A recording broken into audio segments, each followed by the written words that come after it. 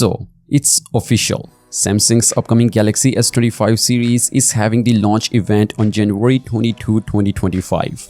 And now Samsung officially confirmed that the smartphone is gonna be released to buy on 7 February 2025. The report also mentioned that the pre-orders of the smartphones will be available on 3 to 4 Feb.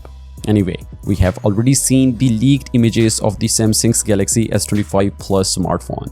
And by looks of it, it seems quite similar to the last year's S24 model.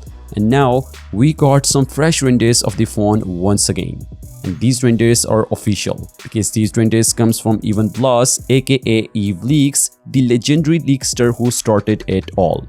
Interestingly, he has a couple more posts on X which have had their images removed in response to a report from the copyright holder, which is Samsung. So this indicates that these are legit official renders because Samsung wouldn't want to take down images that don't show its next smartphone, especially not on grounds of copyright.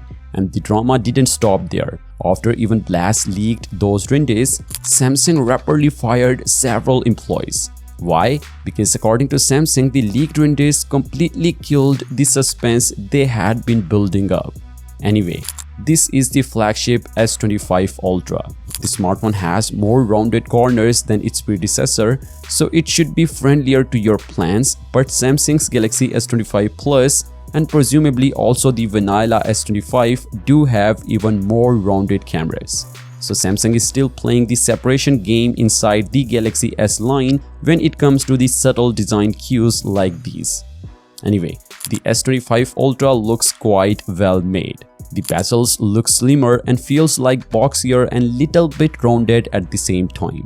We have already seen the look from the back side. It has 4 cameras. The specs, however, are still not officially confirmed. However, the smartphone will be much powerful than its predecessor, having a much powerful Snapdragon 8 Elite chipset paired with 12GB of the RAM. Samsung may release the 16GB version also, who knows.